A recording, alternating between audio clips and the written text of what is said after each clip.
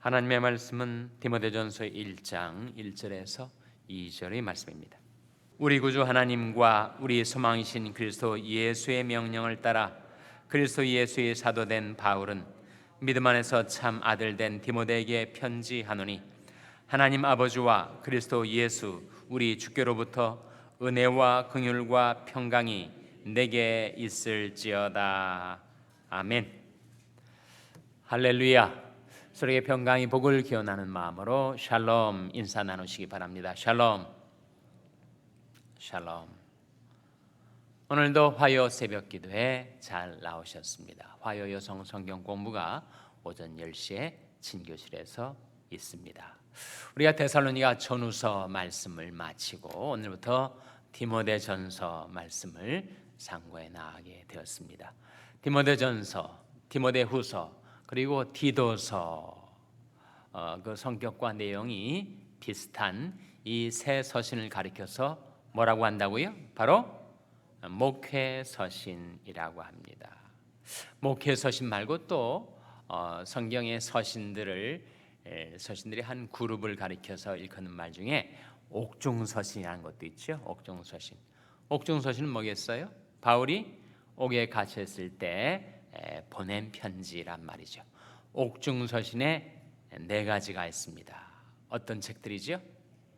에베소서, 빌립보서, 골로새서, 그리고 뭡니까?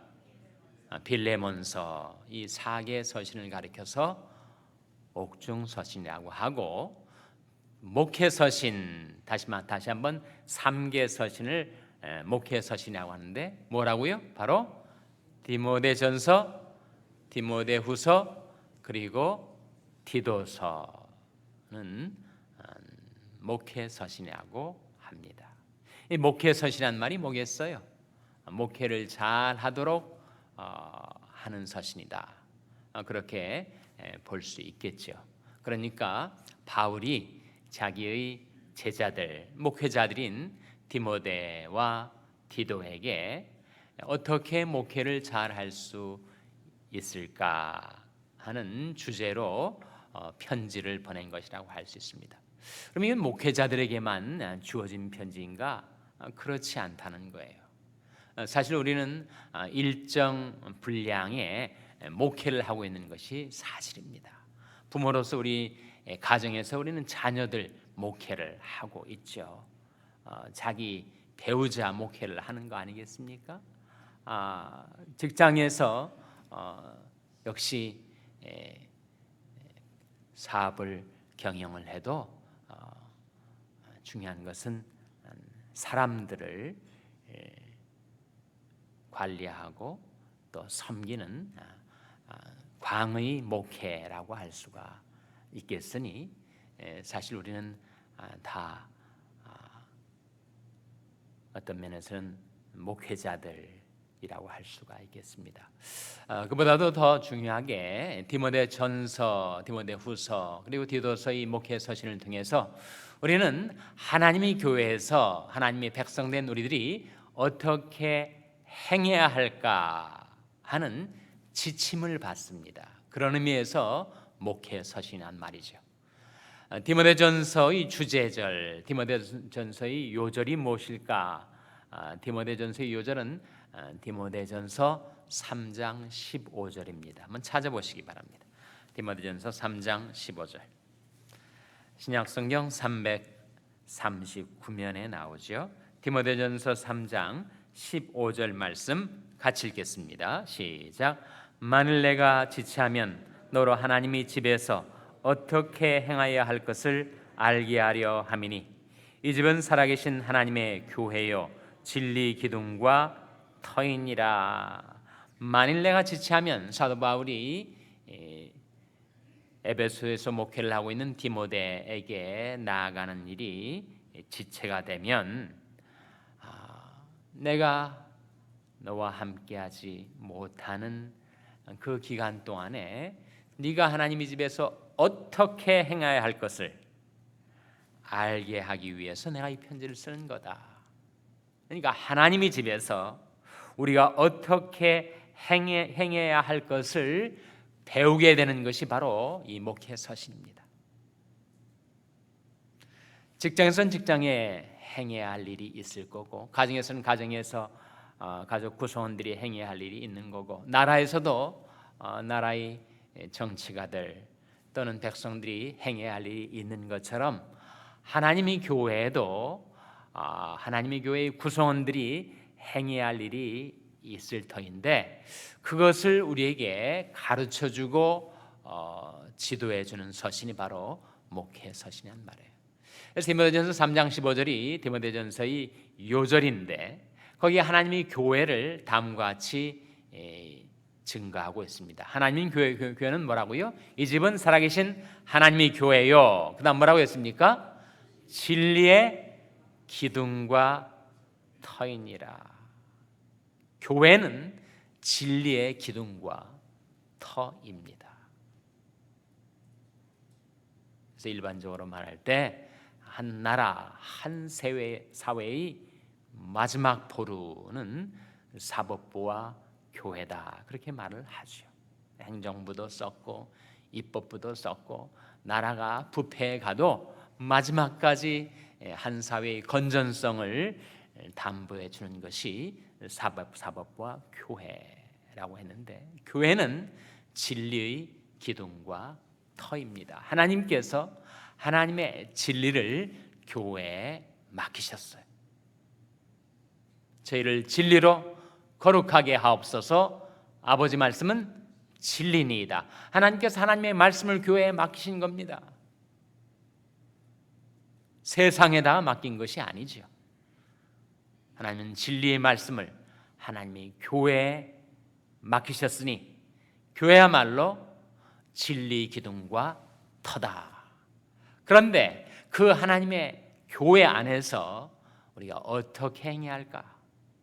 목사는 어떻게 행해야 하고, 장로는 어떻게 행해야 되고, 집사는 어떻게 행해야 되고, 그리고 교회의 각 지체들은, 즉 교회의 멤버들은 어떻게 행해야 할 것을 하나님께서 이 디모데 전후서 그리고 디도서 목회 서신을 통하여 우리에게 가르쳐주고 있다는 거예요. 바울이 디모데 전서를 디모데에게 보내면서 내가 이 편지를 보내는 목적이 이거다. 혹시 내가 지체할 수가 있는데, 지체하는 동안에 네가 우왕좌왕하지 않고 하나님이 교회 안에서 어떻게 행해야 할 것을 알도록 하기 위해서 내가 이 편지를 보내는 것이다 라고 밝히고 있는 겁니다. 그래서 우리가 디모데전서 말씀을 상고해 나가는 가운데 내가 하나님이 교회 안에서 어떻게 행해야 할 것인가를 배우게 되는데, 우리는 교회의 지체임과 동시에 세상 속에서 살아가고 있죠. 그래서 교회와 세상의 관계를 생각하게 됩니다. 우리는 교회에 속해 있는 것이 세상에 속해 있는 것은 아니죠. 우리는 세상에 살고 있지만 세상에 속한 것은 아닙니다. 그 양자를 구별할 필요가 있어요. 우리는 분명 이 지구 땅 위에 두 발을 딛고 세상 가운데서 살아가고 있지만 세상에 속한 자는 아니에요. 우리 소속이 뭐냐? 우리는 하나님이 교회 소속입니다. 우리 시민권은 하늘에 있는지라. 우리는 하나님께 속한 것이고 하나님 나라에 속한 것이고 하나님이 교회에 속한 것이지 이 세상에 소속된 것이 아니란 말이지. 이 세상에서는 우리 뭐하라고 사는 것인가? 이 세상을 하나님께로 인도하기 위하여, 이 세상의 구원을 위해서 살아가는 것이 우리가 세상에 속하는 것은 아니다 라고 성경은 우리에게 가르쳐 주시고 있습니다. 그래서 우리는 하나님이 교회를 위해서 일해야 되죠. 물론 세상에서 정치가나 사업가나 교육가나 과학자나 자기의 직업을 따라 세상에서 일을 하지만, 우리는 하나님의 교회를 더 귀중히 여깁니다. 사도 바울이 교회와 세상을 구별하면서 이런 말을 한 적이 있어요. 외인에 대해서는 내가 상관할 바가 무엇인가? 외인은 하나님이 판단하시겠지만 교회 안에 있어서의 일은 내가 판단치 않겠는가? 요즘 한국이 너무 소란스럽고 혼란스러운 상태에 있는데 LA에 있는 영사관 앞에 가서 박근혜 대통령이 하야를 한편에서는 주장하고 또 한편에서는 하야 절대 반대한다고 또 데모하고, 우리 교민들이 그러고 있을 때인가 싶습니다. 정치가야 자기 행하는 일이 정치니까 그 문제에 대해서 그렇게 쉬를 하고 행동을 하겠지만, 하나님의 백성들이 교회 밖의 일들에 대해서 왈가왈부하고 이렇게 서로 반목, 대치, 증오한다면 그것은 하나님의 백성의 바른 행동이 아니지 않겠는가? 사도 바울이 교회와 세상을 구별하면서 이런 말씀을 한 적이 있습니다. 고린도전서 5장 12절 13절 한번 보시기 바랍니다. 고린도전서 5장 12절 13절 말씀을 찾아서 같이 읽겠습니다. 고린도전서 5장은 신약성경 268면이죠. 신약성경 268면. 고린도전서 5장 12절 13절 말씀 찾아서 같이 읽겠습니다. 고린도전서 5장 12절 13절 말씀 같이 읽겠습니다. 시작. 외인들을 판단하는데 내게 무슨 상관이 있으리오마는 교종 사람들이야 너희가 판단치 아니하랴. 외인들은 하나님이 판단하시려니와 이 악한 사람은 너희 중에서 내어 쫓으라. 이것은 고린도 교회에 음란, 간음의 문제가 발생했을 때 사도 바울이 고린도 교인들한테 세상에서 간음하는 사람들, 그 사람들이야 우리가 상관할 바가 아니지 않겠는가? 그 사람들은 하나님이 판단하시겠지만 하나님의 교회 안에서 그런 일이 일어난다면 그것은 마땅히 판단하고 내어 쫓아야 될 일이 아니겠는가?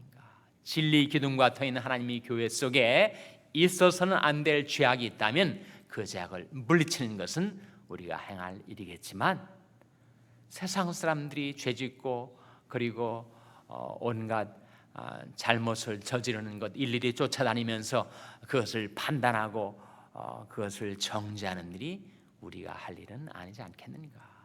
외인들은 하나님이 판단하실 것이다.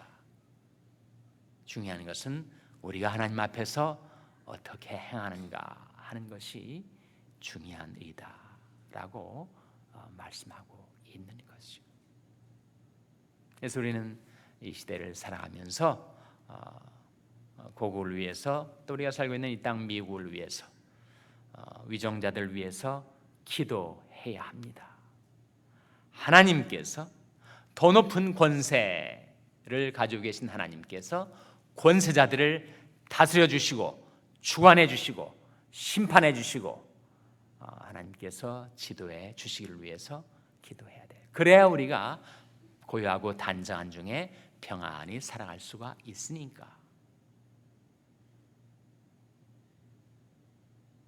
그러나 우리에게 더 중요한 일은 우리의 본분을 감당하는 일입니다. 우리 본분이 뭐지? 오늘 본 말씀 디모데전서 1장 1절에 나타나 있습니다. 디모데전서 1장 1절 말씀 우리 찾아서 같이 읽겠습니다. 디모데전서 1장 1절 말씀 다시 한번 같이 읽겠습니다. 시작. 우리 구주 하나님과 우리 소망이신 그리스도 예수의 명령을 따라 그리스도 예수의 사도된 바울은, 이 말씀 가운데 하나님을 뭐라고 증거하고 있습니까? 하나님은 우리 구주이시다. 우리 세이비어이시다. 하나님은 우리를 모든 시험과 죄악과 그 죄악이 불러오는 환난으로부터 우리를 구원하시는 구주이십니다.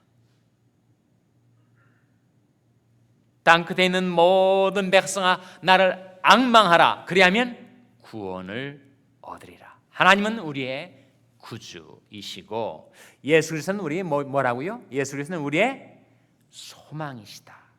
우리 소망이신 그리스도 예수 그리스도가 우리 소망이지 어떤 나라의 지도자가 우리 소망일 수가 없습니다. 트럼프가 우리 소망일 수 없고 박근혜가 우리 소망일 수가 없는 것이죠. 오직 만왕의 왕 대신 우리 주 예수 그리스도, 하늘과 땅의 모든 권세를 가지신 예수 그리스도가 우리의 소망이십니다. 우리 구주 하나님과 우리 소망이신 예수 그리스도의 무엇을 따라 내가 사도가 되었다 바울이 말하고 있습니까? 무엇을 따라서라고요? 명령. 발견하셨습니까? 우리 구주 하나님과 우리 소망이신 그리스도 예수의 명령을 따라 그리스도 예수의 사도된 바울은 자기 인생 전체가 하나님의 명령을 따라 살아가고 있는 것이다 라고 말하고 있습니다. 우리 본분이 무엇인가? 사람은 자기 본분을 깨닫고 본분에 충실하게 살아가는 것이 그 사람의 아름다움입니다. 자기 본분이 무엇인가? 우리 본분, 인간의 본분, 모든 일들을 다 겪고 나서 우리가 깨닫게 되는 내 인생의 본분이 고린도전서 12장 13절에 나옵니다. 거기에서 여러분의 본분을 발견하게 되시기를 바랍니다. 전도서 12장 13절 말씀 찾아서 우리 한번 같이 읽겠습니다. 전도서는 구약성경 961면입니다. 구약성경 961면. 거기에 사람의 본분, 인간의 본분, 과연 인생의 본분이 무엇인가를 밝혀주는 말씀이 나오죠. 구약성경 961면 전도서 12장 13절 말씀 찾아서 우리 같이 읽겠습니다. 전도서 12장 13절 말씀 같이 읽겠습니다. 시작. 이를 결국을 다 들었으니 하나님을 경외하고 그 명령을 지킬지어다. 이것이 사람의 본분이니라. 사람의 본분이 뭐라고요? 하나님을 경외하고 그 명령을 지켜 사는 것. 그것이 우리 본분이에요. 우리가 그 본분에 충실하면 우리는 후회 없는 보람찬 인생을 살 수가 있을 것인데, 이리 결국을 다 들었으니 모든 것 다 듣고 보고 경험하고 그리고 마지막 우리가 깨닫게 되는 것, 이리 결국을 다 들었으니 하나님을 경외하고 그 명령을 지킬지어다. 이것이 사람의 본분이니라. 나는 그의 명령이 영생인 줄 아노라. 예수 그리스도는 그렇게 말씀하셨습니다. 그래서 우리 하나님의 명령을 따라 살아가는 것, 그것을 감당한다면 우리는 모든 것 하나님께 맡길 수가 있어요. 미국도 맡기고 한국도 맡기고 내 마음의 근심 걱정 온갖 상념 번뇌들을 가져다주는 모든 것 다 맡기고 다만 하나님께서 내게 주신 명령 따라 살아가면 되는 것입니다. 그 명령을 내 스스로의 힘으로 지키기에 역부족, 내 힘과 결심 약하여 늘 깨어지기 쉬우니 그 명령 받들어 살아갈 수 있도록 하나님께서 우리에게 베풀어 주신 것이 세 가지다. 세 가지. 뭐라는 겁니까? 바로 은혜와 긍휼과 평강. 본 말씀으로 다시 돌아와서 디모데전서 1장 2절 말씀 같이 읽겠습니다. 디모데전서 1장 2절 말씀 같이 읽겠습니다. 시작. 믿음 안에서 참 아들 된 디모데에게 편지하노니 하나님 아버지와 그리스도 예수 우리 주께로부터 은혜와 긍휼과 평강이 내게 있을지어다. 세 가지 뭡니까? 은혜와 긍휼과 평강. 내 행한 대로 내게 갚지 아니하시고 나 같은 죄인을 하나님이 자녀 삼아주신 그 은혜, 내가 마땅히 받아야 될 징벌, 형벌 받지 않도록 내게 주신 긍휼, 그리고 내 삶 속에 하나님께서 선물로 끼쳐주신 평강, 은혜와 긍휼과 평강을 힘입어 하나님께서 우리에게 주신 명령 따라 살아갈 때 그 본분에 충실하게 살아가는 여러분에게 하나님께서 크신 은혜와 축복 베풀어 주시기를 주님의 이름으로 축원합니다. 기도하시겠습니다. 오늘 말씀 기억하며 하나님들이 하나님의 긍휼을 힘입어 명령 따라 살게 하여 주시옵소서. 기도하시기 바랍니다. 우리 자녀들 위해서 기도할 때 하나님, 저희 자녀들에게도 은혜와 긍휼과 평강을 주셔서 하나님의 명령 따라 본분을 감당하는 자녀들 되게 해달라고 기도하시기 바랍니다. 평생 연약한 지체들 위해서 기도해 주시기를 바랍니다.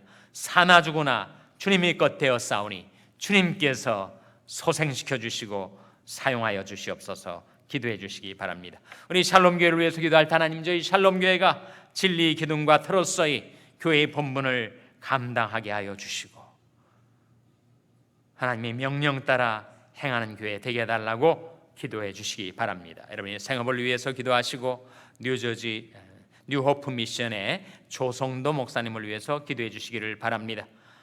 한국을 위해서 기도해 주시고 미국을 위해서 기도해 주시기를 바랍니다. 교육관 건립을 위해서 기도해 주시기 바랍니다. 재직 선출을 위해서 기도해 주시기 바랍니다. 성령으로 저희들을 충만케 해 주시옵소서. 이런 제목들 놓고 우리 합심해서 기도하겠습니다.